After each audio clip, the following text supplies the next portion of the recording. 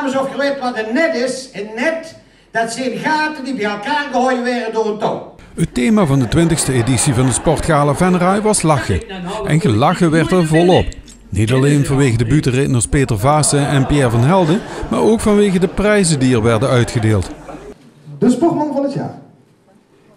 Dat is dit jaar de prijs Sportman van het jaar 2016 van de gemeente Venray. Gaat naar een wielrenner.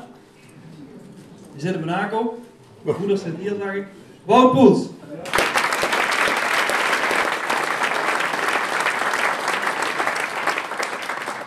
Vaak zeggen de winnaars dat ze het niet verwacht hadden, maar met de prestatie van Wout en Luik-Bastenaken-Luik kan het niet echt een verrassing zijn natuurlijk. Nou, ja, nee, dat klopt niet echt een verrassing, maar ja, je weet nooit welke stemmen dat hij krijgt en ja, je verwacht het wel, maar ja, het kan ook helemaal dat het niet is. Wout heeft veel grote successen. Doet zo'n prijs als dit, doet er iets met Wout? Jawel, dat doet zeker wat. Elke prijs doet wat. Ja. Ja, en na Luik-Bastenaken-Luik is dit misschien nog een extra bekroning daarvoor. Ja, zeker, want dat was ook een prachtige overwinning, ja. Wout Poels dus wederom sportman van het jaar. Maar bij de vrouwen was de verrassing toch wat groter. Sportvrouw van het jaar 2016 van de gemeente Venray gaat naar Leslie Baden. Sportvrouw van het jaar, gefeliciteerd. Hoe blij ben je?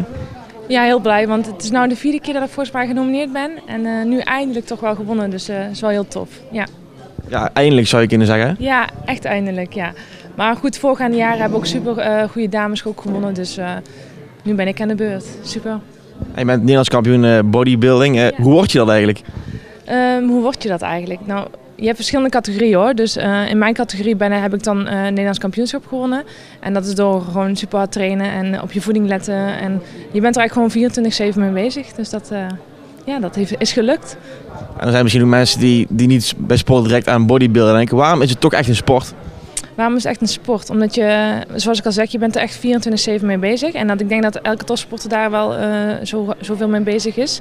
En uiteindelijk train ik 6 keer per week en soms wel 2 keer per dag. Dus ik denk dat dat wel te vergelijken is met een topsporter. En wat moet je er allemaal voor laten om aan de top te komen?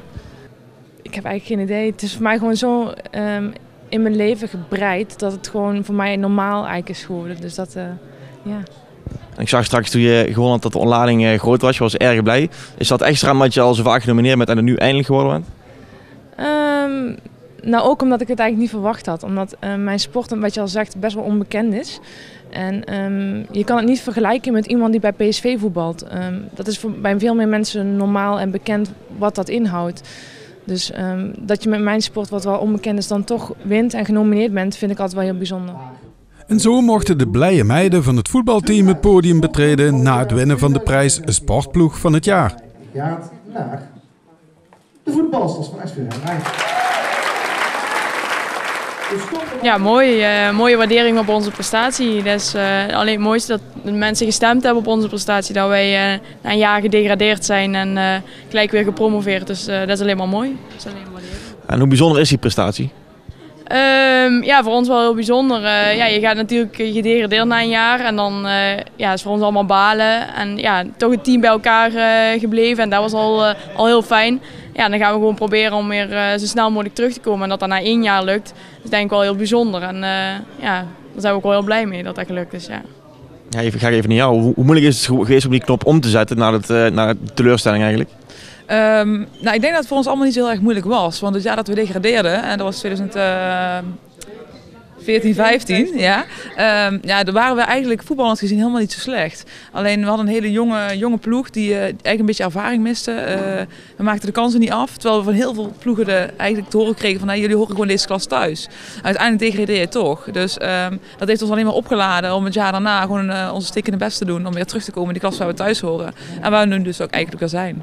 Ja, jullie zijn weer terug in die klas. Hoe gaat het daar nu? Ja, eigenlijk wonder boven wonder. Wonder boven wonder. We doen het eigenlijk beter als misschien van tevoren gedacht. Ons doel was gewoon handhaven. Op dit moment staan we op nummer 5 van de 14 ploegen die meedoen. Dat klinkt heel veilig. Alleen, wat Lieke straks ook al zei, we staan allemaal dicht bij elkaar. Dus als je een paar wedstrijden verliest, kan je ook zomaar weer op een degradatieplek staan. Maar ik denk dat we heel tevreden mogen zijn met hoe we nu voetballen. We voetballen goed, we maken doelpunten, we creëren kansen. En we hebben er met z'n allen plezier in, dat is het belangrijkste. Plezier hebben in de sport is inderdaad belangrijk, maar het is wel extra leuk als je dan ook een eretitel wint. Zo ging de prijs voor sporttalent van het jaar naar... Bram Zeger. Sporttalent van het jaar, gefeliciteerd. Had je het verwacht? Hartelijk bedankt. Nee, niet verwacht. Ik had wel heel erg gehoopt dat ik natuurlijk zou winnen. Maar gekeken naar de andere talenten, die waren ook heel goed bezig. Dus ik had gehoopt, maar niet helemaal 100% zeker verwacht. Wat was het voor een jaar voor jou? Het was echt een heel onvergetelijk jaar. Ik heb heel veel gepresteerd afgelopen jaar. Ik ben naar de Jeugd Olympische Spelen geweest. 4e op het WK. Zilver op het NK en een debuut gemaakt in het seniorenveld. Dus het was echt een topjaar. Ja. En hoe is die stap naar het seniorenveld?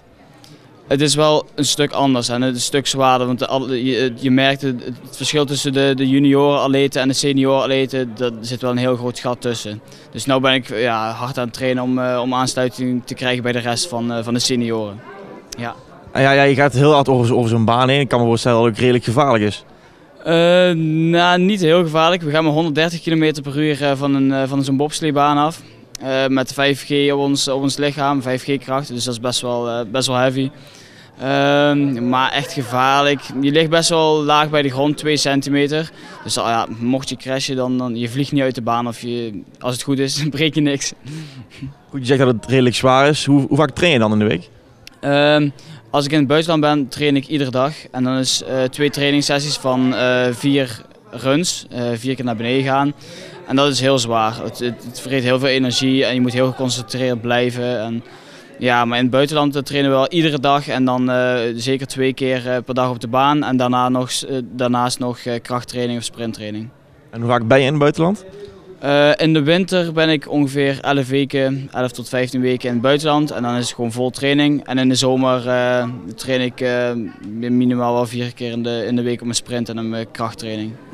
Trainen is dus heel belangrijk voor elke sport en daarom werd er ook een trainer van het jaar uitgeroepen. Coach van het jaar, gefeliciteerd. Hoe voel je? Ik voel me prima. Ja, maar dat voelde ik me ook toen ik nog geen coach van het jaar was. Dus, maar ik vind het een hele eer. Ik vind het wel heel mooi dat het 20 jaar geleden is dat ik hem als sporter hier ook won. Dan ga je wel nadenken, god, dat is al 20 jaar geleden, dus ben ik alweer 20 jaar ouder. En wat is er in die 20 jaar gebeurd? Hoe ben je als sporter nu coach geworden? Ja, dat is wel een lang verhaal. Uiteindelijk ben ik met deze sport begonnen als 8-jarige. Met een hele goede trainer toen, Jan Konings.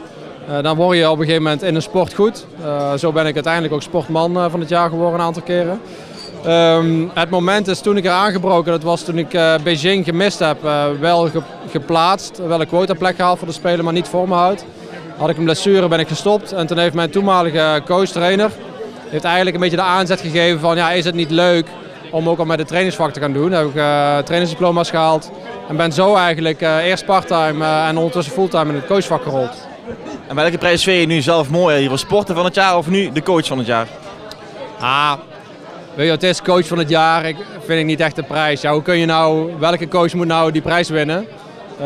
Want natuurlijk heb ik best goede dingen gedaan, maar er zijn zoveel coaches ook hier in de regio die heel veel goede dingen gedaan hebben. Dus vind ik meer een hele leuke erkenning van het werk wat je doet. Maar als sporter vond ik het wel bijzonder. Zeker toen, 20 jaar geleden, dat ik deze prijs won, was voor mij toen wel echt een heel groot ding. En, dus ik denk dat het leuker is om als sporter deze prijs te krijgen. Maar niet alleen sporters en trainers kregen een prijs, er werd ook een blijk van waardering gegeven aan vrijwilligers. De vrijwilliger van het jaar 2016 voor de gemeente Venray is Henk Willems. Vrijwilliger van het jaar, hoe mooi is dat? Heel mooi, echt geweldig. Ik zou het niet willen missen. Vrijwilliger van het jaar is een mooie prijs, maar hoe word je dan vrijwilliger van het jaar? Of hoe ben jij vrijwilliger van het jaar geworden? Ja, niet door hard werken. Dus wat het mooiste is, de kinderen geven waar ze recht op hebben. Sport. Maar kinderen leren ook, door dat sporten leren ze ook respect. Normen en waarden, er hoort meer bij. We hebben bijvoorbeeld bij VVV, dat is begonnen met Street League, straatvoetbal. 4 weken hebben we dat mogen doen. Ja, dat is geweldig. De kinderen die verzinnen alles. Nou, het gaat hartstikke leuk, hartstikke leuk. En dat willen we ook houden zo. Naast al deze prijzen ging de prijs voor beste sporter met een beperking naar Lucie Houwe, die helaas zelf niet aanwezig kon zijn. De breedte sportprijs werd uitgereikt aan de Jeugdsport Kennismakingsdagen. De Jeugdsport Kennismaking.